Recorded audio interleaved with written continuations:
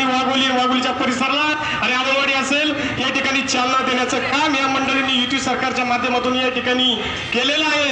आणि निश्चितपणे मी सांगतोय वाढतं शहरीकरण आहे आणि या वाढती शहरीकरणाला या ठिकाणी विकासाच्या माध्यमातून हातभार लावण्याचं काम या ठिकाणी युतीच्या माध्यमातून आमदार असतील खासदार असतील यांनी या ठिकाणी केलेलं आहे।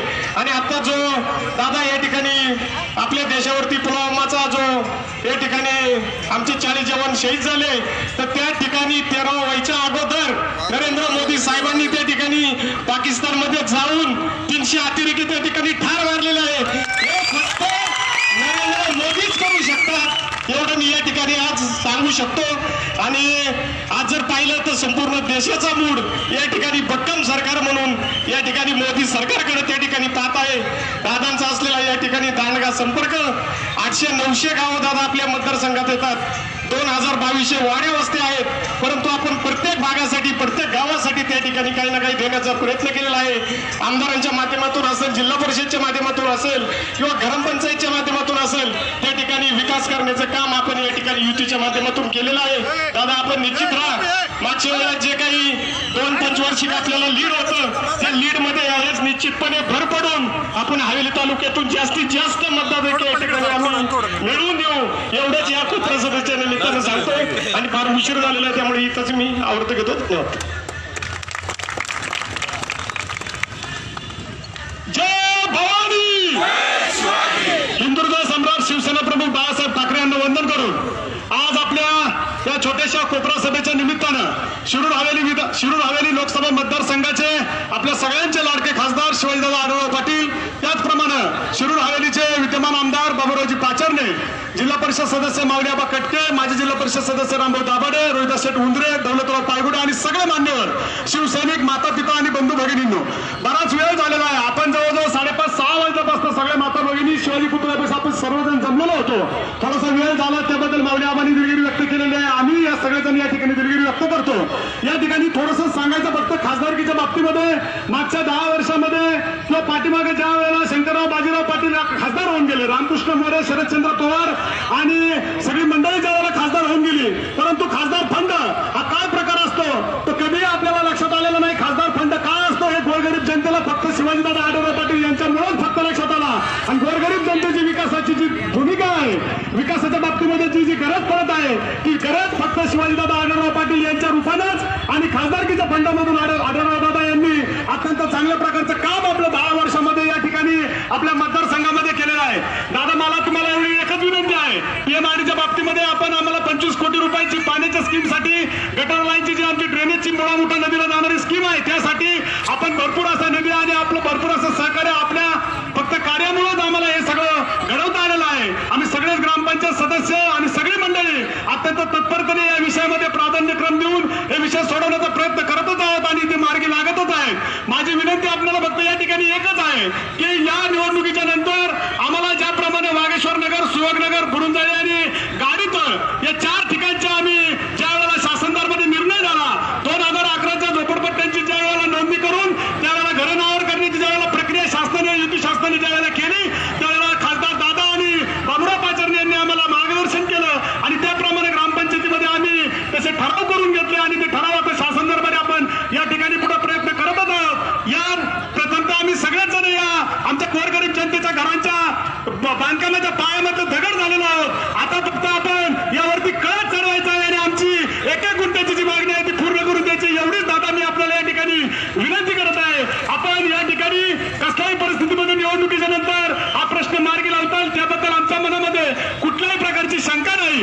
विधानसभेच्या लोकसभेच्या बाबतीमध्ये समोरच्या उमेदवाराच्या बद्दल बरीचशी चर्चा आणि बऱ्याचशा गोष्टी आपण वेळोवेळी ऐकल्या जातात, परंतु अभिनेता आणि लोकनेता यामध्ये फरक असतो। आपल्याला दादांना दर रविवारी दर गुरुवारी आपण भोसरी सारख्या ठिकाणी दर रविवारी लांडेवाडीला दादांचा जनता दरबार भरतो। समोरच्या उमेदवाराला आपण कुठं पाहायला जाणार आणि कुठं आपल्याला भेटणार, परंतु ही भूलथापांना आपण कुठल्या प्रकारे बळी न पडता या ठिकाणी कसल्याही परिस्थितीमध्ये येणाऱ्या 29 एप्रिलला आपण प्रचंड अशा मतांनी जसं माऊली कटकेंनी सांगितलं की मागच्या दोन्ही खासदारकीच्या निवडणुकीला वाघोली गावामधून आम्ही प्रचंड असं लीड दिलेलं होतं। दादा मागच्या वेळेला 10 वर्षामध्ये तर लीड दिलेलंच होतं, परंतु आता माऊली कटके आणि रामभाऊ दाभाडे, समीर बाडे ही सगळे मंडळी आपल्या बरोबर आहे म्हणजे लीड डबल झाल्याशिवाय राहणार नाही एवढीच मी या ठिकाणी खात्री देतो आणि आपला विजय कारण नाही. 23 मेला नेमकं आपल्याला दोन आनंदाच्या गोष्टी 23 मेला करायच्या आहेत. 23 मेला अभिषेक संजय सातोपाटील यांचं पण लग्न आहे आणि 23 मेला आपला दादांचा विजय सुद्धा 23 मेला मतदानाच्या माध्यमातून होणार आहे. त्यामुळे 2 वेळा आपल्याला चौकार होणार आहे. दादा, आपण आलेला आहात कुठल्या प्रकारची नगरवर सोलापूरवरच्या आणि सगळ्या पदाधिकाऱ्यांनी ठाण मांडलेले आहे की कसल्याही किमतीमध्ये दादा गेल्या वेळेपेक्षा जास्त मतदानाचं लीड आम्ही वाघोली आणि पंचकृषीमधून आपल्याला विधानसभा मतदारसंघातून दिल्याशिवाय राहणार नाही एवढेच खात्री मी या ठिकाणी देतो आणि थांबतो. जय हिंद, जय महाराष्ट्र. यानंतर विद्यमान आमदार बाबूरावजी पाचर यांना विनंती करतो की आपलं मनोगत व्यक्त करावं. शिरूर लोकसभा मतदारसंघासाठी शिवसेना, भाजप, रासप, आरपीआय, शिवसंग्राम पार्टीचे, महायुतीचे आपणा सर्वांचे उमेदवार, या भागाचे लोकप्रिय कार्यसम्राट खासदार आदरणीय आढळराव दादा पाटील, व्यासपीठावर उपस्थित असलेले सर्व पक्षांचे नेतेगण आणि प्रचंड संख्येनं उपस्थित असलेल्या आमच्या माता भगिनी आणि जल्लोष करणारे माझे सगळे तरुण बांधव, बंधू आणि भगिनींनो, आज सकाळपासून पूर्व हवेलीचा दौरा सुरू झाला आणि कदम वाघ पासून जी सुरुवात झाली इथं पाहतो असा झंझावात आज दिवसभर चाललेला आहे. हा झंझावात काय सांगतोय? हा झंझावात सांगतोय की मागच्या वेळेस 3 लाखाची आघाडी दिली, यावेळेस चौकार मारताना 4 लाखाची आघाडी द्यायची. हे का होतंय? एका बाजूला 15 वर्षामध्ये भ्रष्ट कारभार केला, विकास केलेला आहे आणि 5 वर्षाच्या काळामध्ये दिल्लीमध्ये मोदी सरकार, राज्यामध्ये देवेंद्र भाऊ फडणवीस सरकार यांनी या महायुतीनं एवढी कामं केले की आम्हाला कामं केलेलं सांगावं लागत नाही.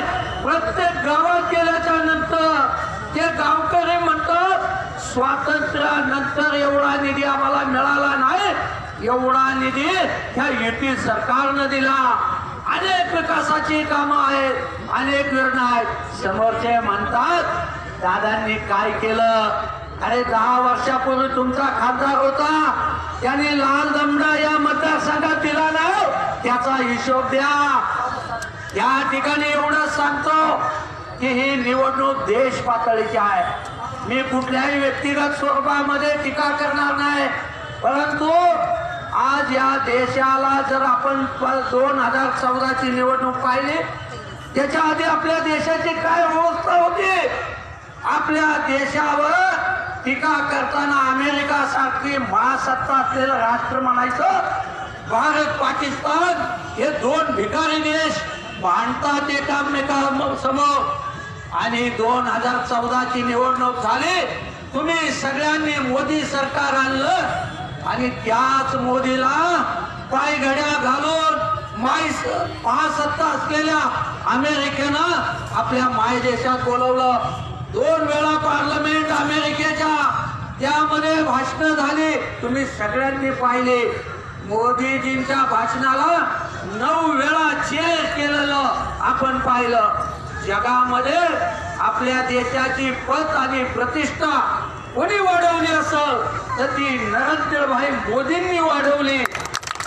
आज आपल्या देशावर भ्याड हल्ला झाला, 40 आपले जवान त्या ठिकाणी शहीद झाले आणि मग सगळ्या देशात असं वाटलं की आता निवडणुकीचा माहूल, निवडणुका काय होणार आणि काय. याच्यापेक्षा नरेंद्रभाई मोदींनी त्या ठिकाणी आपल्याला काय सांगितलं की आता पाकिस्तानचं आतंकवाद्याचं काय करायचं ते माझे सैनिक ठरवतील. कुठं करायचं, कसं करायचं, काय करायचं ते सैनिक ठरवतील. आणि 13 दिवसामध्ये या आमच्या एअर सर्जिकल स्ट्राईक केला आणि आतंकवाद्यांचे सगळे आटे उडले, आतंकवादी मेले आणि त्या ठिकाणी जगामध्ये असा एक संदेश गेला की अमेरिकेच्या नादाला लादेन लागला, पाकिस्तान मध्ये येऊन अमेरिकेनं मारला. इस्रायल सारखा देश की त्यांच्या देशावर कोणी जर हल्ला केला तर तिथं जाऊन ते जिरवतात.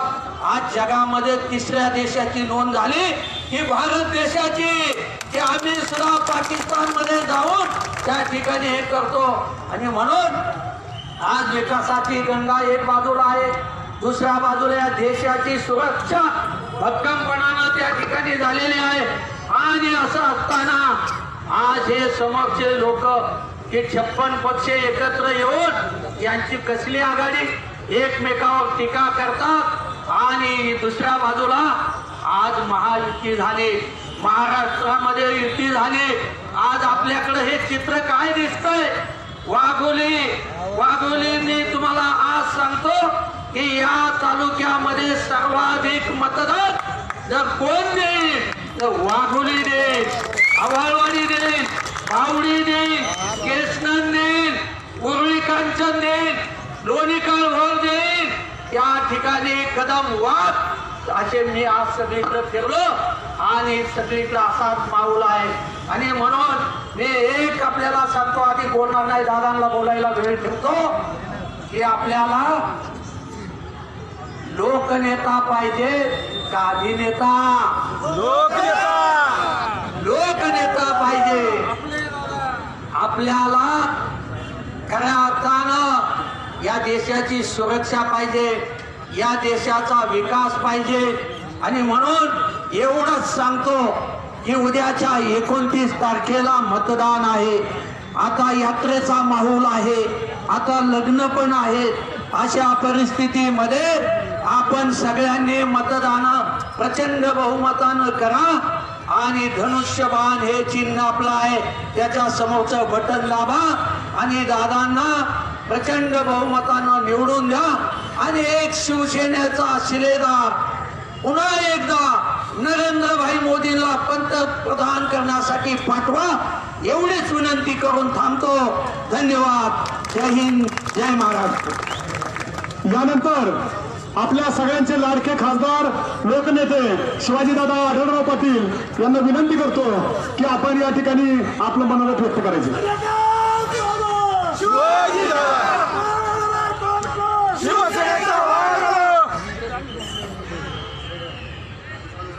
17व्या लोकसभेच्या निवडणुकीच्या प्रचाराच्या निमित्तानं आज दिवसभर पूर्व हवेलीचा दौरा करत असताना दौऱ्याची सुरुवात कदमवाक वस्तीपासून केली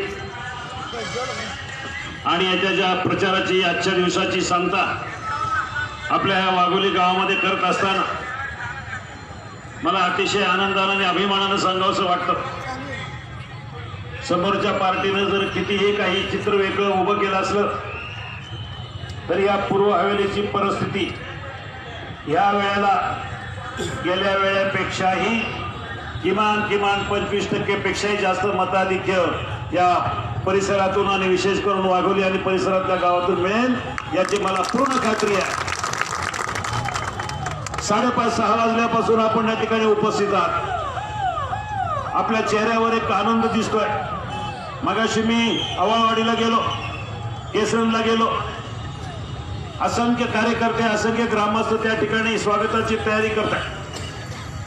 सगळ्यांना वाटतंय की ह्या वेळेच्या निवडणुकीमध्ये राष्ट्रवादी काँग्रेस पक्षाला कायमच्या घरी बसवायचं आणि हा दृढ निश्चय आपण सगळ्यांनी केलाय. आज जरी चित्र सगळे पुढारी एका बाजूला जरी असले तरी सर्वसामान्य जनतेनं ही निवडणूक हाती घेतलेली आहे. तुमच्यासारखे मायबाप माझ्या पाठीशी असल्यामुळं समोरच्यांनी किती आघाड्या केल्या तरी त्यांची बिघाडी करायला आपल्याला आपण कमी पडणार नाही याची मला पूर्ण खात्री आहे. या निवडणुकीचं मतदान तसे बघायला गेलं तर आगळं वेगळं आणि विशेष महत्वाचं आहे. ही निवडणूक तुमच्या दृष्टीनं आपल्या भविष्याच्या दृष्टीनं महत्वाची यासाठी आहे. ग्रामपंचायतीची निवडणूक गावाचा कारभार पाहते, पंचायत समितीची निवडणूक तालुक्याचा कारभार पाहते, जिल्हा परिषदेची निवडणूक जिल्ह्याचा कारभार पाहते आणि आमदारकीची निवडणूक राज्याच्या कारभारासाठी असते. पण लोकसभेची निवडणूक देशाचाच कारभार बघत नाही तर आंतरराष्ट्रीय बाजारामध्ये काय चाललंय, भारताचं स्थान येणाऱ्या 5 वर्षामध्ये अमेरिकेमध्ये कसं असेल, आफ्रिकेमध्ये आणि युरोपमध्ये कसं असेल, एवढंच नव्हे तर कधी नव्हे तेव्हा आज ह्या आपल्या भारताच्या निवडणुकीकडं अनेक देशाचं लक्ष लागून राहिलंय. पाकिस्तान असेल, चायना असेल, बांगलादेश असेल, श्रीलंका असेल, अशा देशांना गेल्या 5 वर्षामध्ये खऱ्या अर्थानं भारताचं सामर्थ्य दाखवून दिलं. आणि काही लोकांनी धसका घेतलेला, कारण भारताचं वर्चस्व जगाच्या बाजारात वाढलंय. आणि अशा परिस्थितीमध्ये ह्या निवडणुकीकडे सगळ्या जगाचं लक्ष लागून राहिलंय. कारण गेल्या 5 वर्षामध्ये आपण ज्यांना निवडून दिलं त्या नरेंद्र केलेली 5 वर्षाची कारकीर्द, एक पारदर्शी कारभार. या 5 वर्षामध्ये मला सांगा, केंद्रामध्ये एकाही मंत्र्यावर एकाही रुपयाचा भ्रष्टाचार नाही, एकाही मंत्री कुठं भ्रष्टाचारामध्ये अडकला नाही. पण 10 वर्ष, सुरुवातीचे 10 वर्ष UPA 1 आणि UPA 2 मध्ये काँग्रेसच्या काळात, राष्ट्रवादी काँग्रेसच्या काळामध्ये सगळे मंत्री भ्रष्टाचारानं बरबटले होते. सगळा भारत देश हा भ्रष्टाचाराला कंटाळला होता. आणि म्हणून 2014ला या देशाचं नेतृत्व भ्रष्टाचाराला कंटाळून जनतेनं नरेंद्र मोदींच्या हातात दिलं. आणि पाहता पाहता 5 वर्षामधला कारभार जर पाहिला, मी त्याला साक्षी आहे. मी 15 वर्ष दिल्लीमध्ये खासदार म्हणून काम करतो. सुरुवातीचे 10 वर्ष काँग्रेस आणि राष्ट्रवादी काँग्रेसच्या काळामधला मी विरोधी पक्षातला खासदार आहे. नंतरचे 5 वर्ष, हे शेवटचे 5 वर्ष भाजप सरकारच्या, शिवसेने सरकारच्या काळातला खासदार आहे.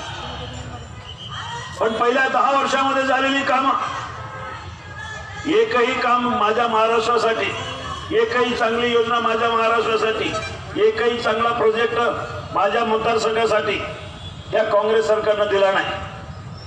आज माझ्यावर जे टीका करताय, रस्त्याच्या ट्रॅफिकचं काय झालं, पुणे नाशिक रस्त्याचं काय, पुणे नाशिक रेल्वेचं काय, नगर रोडच्या ट्रॅफिकचं काय, 10 वर्ष, त्यांच्या काळामधल्या 10 वर्ष मी या सरकारकडे, काँग्रेस सरकारकडे पैसे मागत होतो.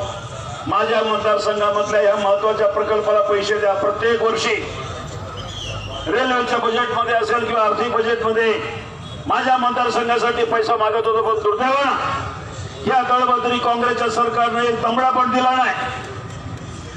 पण जेव्हा माझं सरकार सत्तेवर आलं, नरेंद्र मोदींच्या नेतृत्वाखाली एकावर एक प्रोजेक्ट. आज मला सांगा, माझ्या पुणे जिल्ह्याचं सोडा, माझ्या शिरूर लोकसभा मतदारसंघामध्ये गेल्या 5 वर्षामध्ये मंजूर झालेली विकास कामं, पूर्ण झालेली विकास कामं, सध्या चालू असलेली कामं, या सगळ्यांची टोटल पाहिली तर जवळजवळ 14,500 कोटी रुपयाची आहे. आज यांना कुठल्याही प्रकारचा मला प्रश्न विचारण्याचा अधिकार नाही आहे. त्यांच्या काळामध्ये काही करता नाही आलं, ते आमच्या काळामध्ये आम्ही करतोय. आज ही मंडळी विचारतायत की 15 वर्ष काय केलं, निष्क्रिय खासदार आहे. माझं जाहीर आव्हान आहे, ऐका तुम्ही, तुमचं भाषण थांबून माझं ऐका.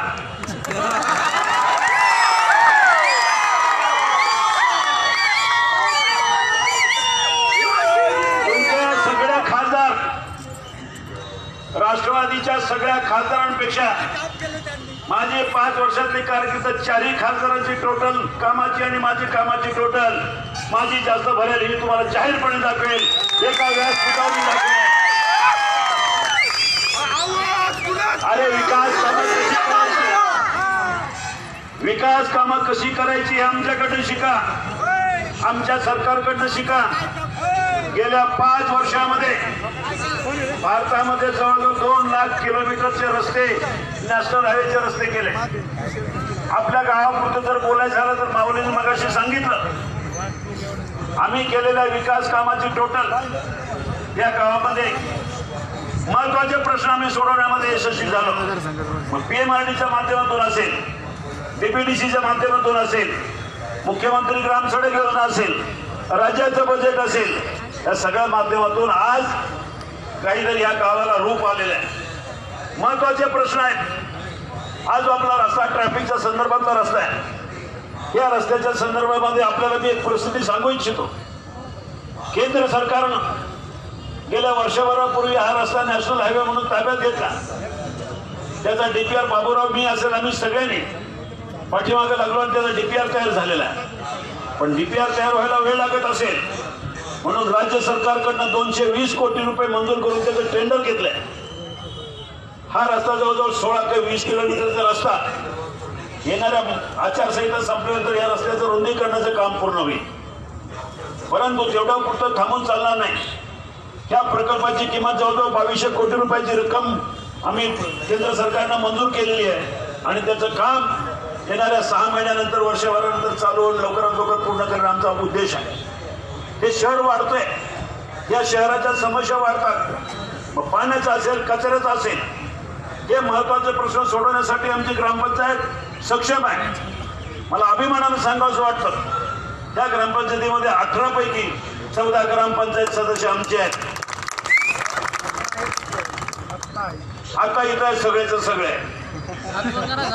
आणि म्हणून मी आपल्याला सांगतो हे अनेक महत्वाचे प्रश्न सोडवण्यासाठी आम्हाला या सरकारचं, या नरेंद्र मोदी सरकारच्या काळातली कामगिरी अतिशय महत्वाची आहे. मी स्वतः त्या सरकारच्या कामगिरीचा साक्षीदार आहे, जवळून कामगिरी पाहिली आहे. एक एक योजना जवळजवळ 116 योजना गोरगरिबांसाठी, शेतकऱ्यांसाठी, महिलांसाठी, तरुणांसाठी या सरकारनं गेल्या 5 वर्षामध्ये केल्या आणि गोरगरिबांना फायदा मिळवून दिलाय. आज समोरचे लोक नेहमी टीका करतात की तरुणांना रोजगार नाही. पण मी आपल्याला आवर्जून सांगेन, माझ्या शिरूर लोकसभा मतदारसंघामध्ये भारतातल्या कुठल्याही लोकसभा मतदारसंघापेक्षा जास्त उद्योगधंदे आहेत. सर्वाधिक जास्त उद्योगधंद्यामध्ये सर्वाधिक जास्त रोजगार माझ्या शिरूर लोकसभा मतदारसंघ आहे, भारतामध्ये कुठेही नाही आहे. मग चाकण MIDC असेल, रांजणगाव असेल, सणसवाडी असेल, या सगळ्या परिसरामध्ये कामगारांची संख्या लाखोच्या संख्येमध्ये आहे. एवढंच नव्हे तरी सुद्धा बेरोजगारीचा प्रश्न सुटत नाहीये. म्हणून सरकारनं नॅशनल स्किल डेव्हलपमेंटच्या माध्यमातून स्किल डेव्हलपमेंट प्रोग्राम स्थापन केला. लोकांना ट्रेनिंग दिले. त्याच्यानंतर ज्यांनी ट्रेनिंग केले त्यांना व्यवसाय चालू करायचा, अशा सगळ्या तरुणांना सरकारच्या माध्यमातून मुद्रा लोन देण्यात आलं. जवळजवळ मुद्रा लोनची रक्कम देशभरात जर बघितली तर 1.25 लाख कोटीच्या वर हे कर्ज आपण वाटलेलं आहे.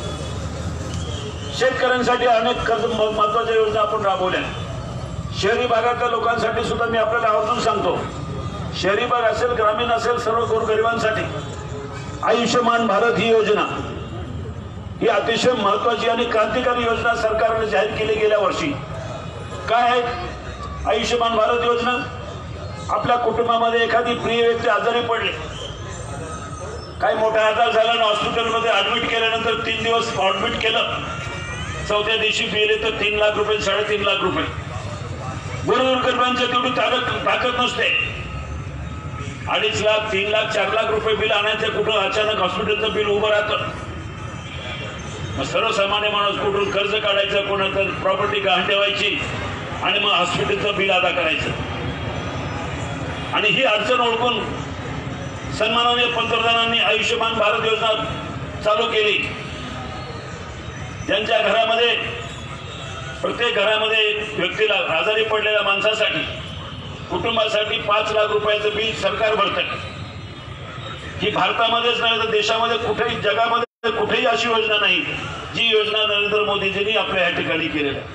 शेतकऱ्यांसाठी महत्वाचे अनेक योजना या ठिकाणी सरकारनं केल्या.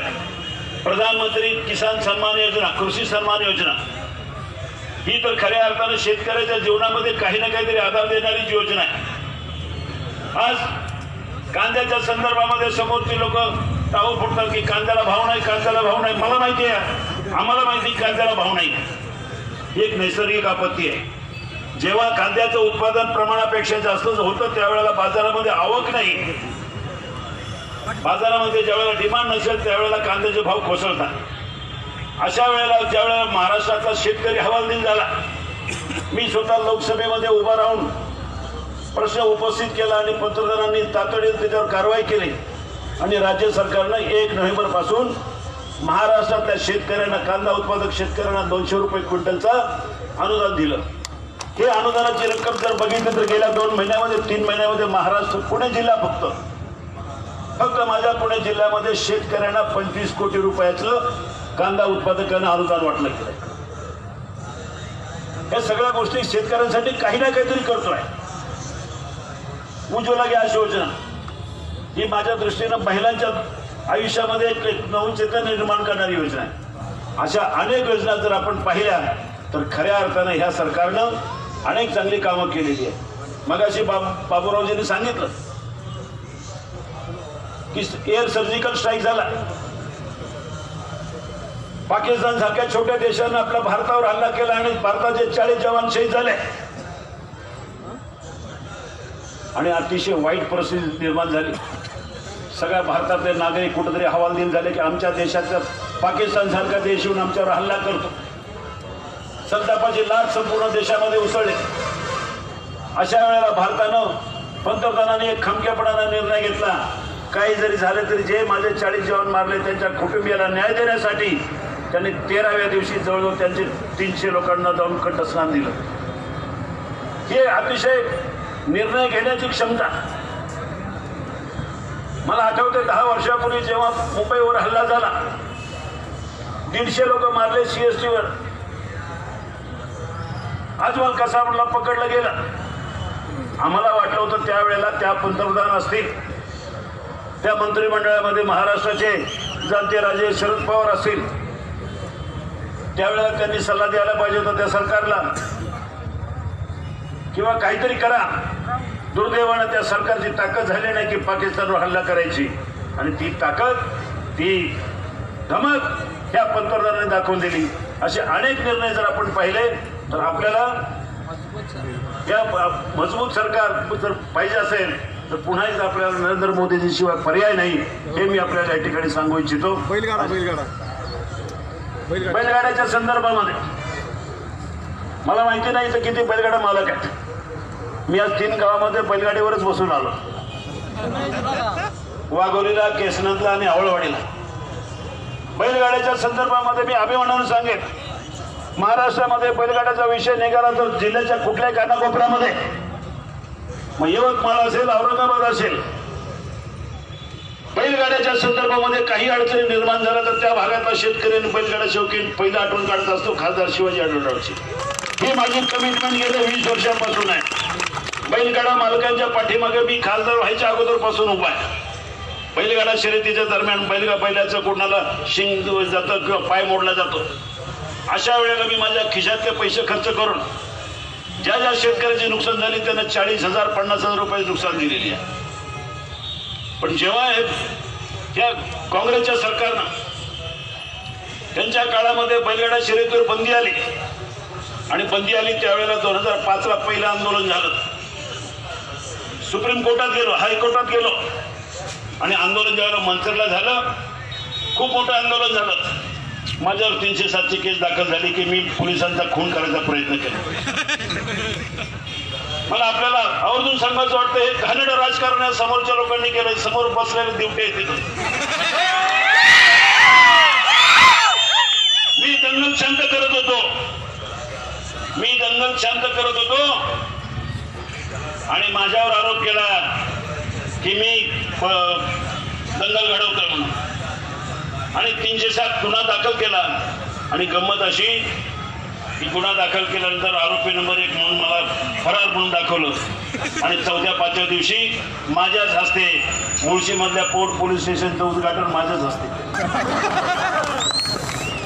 आज अनेक गुन्हे माझ्यावर बैलगाडा आंदोलनाच्या माध्यमातून आहे.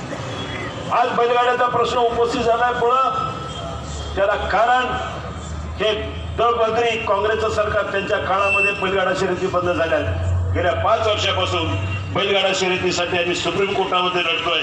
बाबूराव पाचरणे असतील, सुरेश गोरे असतील, महेश लांडगे असतील, या शरद सोनवणे असतील, बाळा भेगडे असतील, या सगळ्या मंडळींनी मुख्यमंत्र्यांची मनधरणी करून कायदा मंजूर करून घेतला. दुर्दैवानं ते सुप्रीम कोर्टामध्ये अडकलाय. पण मी आपल्याला एक आवर्जून सांगेन, येणाऱ्या 2 महिन्यामध्ये 3 महिन्यामध्ये बैलगाडा शर्यतीला न्याय मिळेल आणि बैलगाडा शर्यती आमच्याच काळामध्ये चालू होतील या ठिकाणी मी आपल्याला ग्वाही देतो.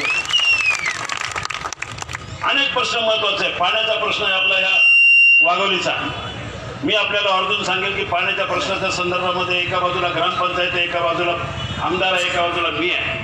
आम्ही सगळेजण वाघोलीच्या पाण्याचा प्रश्न लवकरात लवकर आणि कचऱ्याचा प्रश्न लवकरात लवकर सोडवल्याशिवाय राहणार नाही. ती जबाबदारी आमची राहील एवढंच या ठिकाणी सांगतो. आणि आपण खूप मोठ्या संख्येने या ठिकाणी उपस्थित झालात. उशिरापर्यंत आपल्याला थांबावं लागलं त्याबद्दल मी आपल्या सगळ्यांचं मनापासून आभार व्यक्त करतो.